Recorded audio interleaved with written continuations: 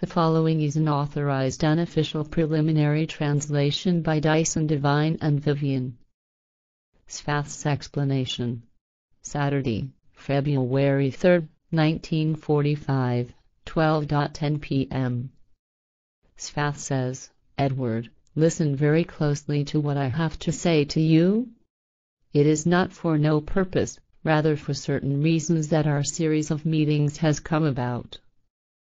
The grounds for the reasons lead back to determinations that lie very far back in the past and in accord with the measure to which you are arranged in a self-determined task during the time of your present life, as was repeatedly the case in your spiritual lineage of reincarnations in earlier life and in other personalities and bodies, in order to fulfill the mission of an announcer and bring the whole of humanity peace, true love, freedom, and unity, as well as open, unencrypted knowledge of spiritual matters, as well as wisdom and that which pertains to creational laws. Because of some of these determinations which advance far into time, you have entered life as announcer of the truthful creational laws and directives, and thus as prophet, whereby, however, you will first take up and fulfill your actual mission when the time has become ripe for that, and indeed with the date of January 28, 1975. Until then you will be rigorously learning in many countries of this world and with different teachers who are instructed about your advent, who have been in connection with me for a very long time or will be in connection with me in the time to come. As with all really great announcers and sages, who had taught here on the earth since time immemorial, and brought the whole of humanity the teachings of the Spirit, peace, love and knowledge, harmony and wisdom, as well as real freedom, you have also been born an inconspicuous human, and, like all genuine announcers and sages, you will also first have to learn very much before you take up and fulfill your task at your predetermined time. Thereby you must, however, consider that you will have to endure a quite adventurous and hard life, often full of deprivation, which, from the year 1965, will still increase in a way which will demand very many strengths from you in every respect. This will especially lead back to your spouse, who you will meet and marry in the name year, which however is inevitable and will be very closely associated with your mission. To this end, this matrimonial step is therefore necessary, because your true strengths, which you will require at this time, will be initially built up through this path which you must take. If, however, you become aware that everything in this regard which intrudes on you will be pitiless and unavoidable, then only by you surviving and also mastering this hard lesson, may you fulfill your duty imperturbably and without fickleness, as well as without doubt, in absolute honesty, modestly, and in real love and joy for your task and for your fellow humans. Thereby, however, you will not be spared from very much grief, nor from slanderous accusations and hate, which in many ways will lead back to your spouse. Yet you must powerfully and imperturbably confront these attacks, which will also be backed up by assaults against your life, because you may fulfill your mission only if you overcome everything. However, you will not have to bear the worst machinations forever, because your spouse will maliciously turn away from you when she finally recognizes that you will go your way imperturbably and will fulfill your mission. Unfortunately, she will, however, be so blinded by hate that she will covertly spread further slander about you and will practice intrigues against you. But you will not have to compete with that if you are studious, as I instruct you to be. You are already now wise for your age in a way that old humans feel drawn to you, enjoy conversation with you, and are astonished over the knowledge that is now already yours. Thus they also often ask you for advice.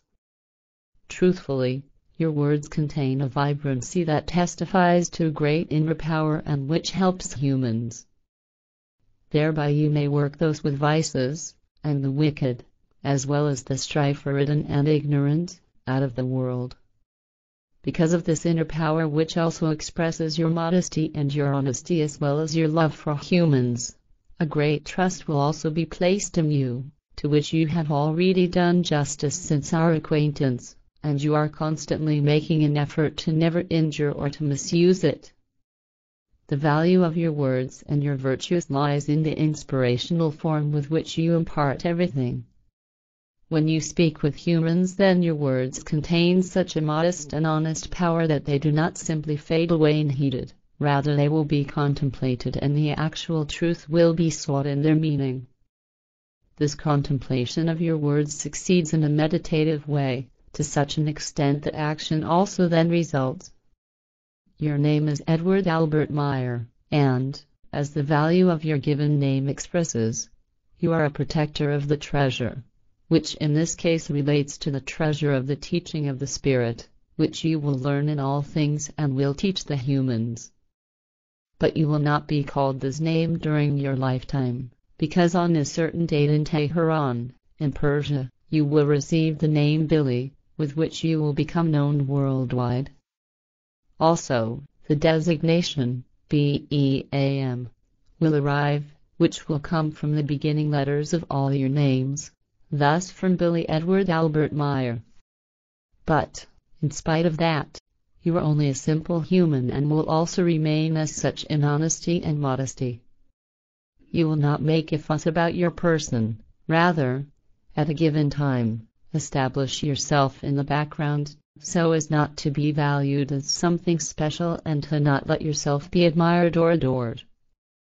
And you will do very well at that, because the earth humans are too very attentive to their creation of idols, to which they dependently and pathologically oblige themselves, and which they emulate, and they deny their own individuality. That is not permitted to be, and so you will do well, in relation to that, to go your way of modesty and honesty and into the background, which is now also already your pronounced manner. Work in silence and don't go into the public too much. Let others do this for you, as they will not be flattered and adored. Perform your work and mission in written form and stay in the background if possible.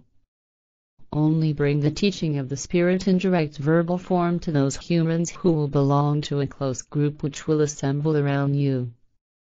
Yet also, for them, be only like a mirror that they look into, and can only see you, yourself, and indeed just as you are and as you present yourself to them, so that they see that you are also only a human the same as them and not a higher being placed above them who only looks down on them.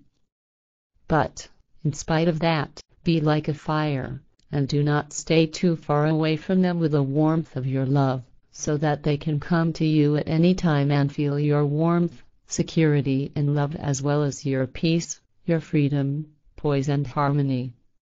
But do not get too close to them with your knowledge, and with your wisdom and with all your powers, so that they do not burn themselves.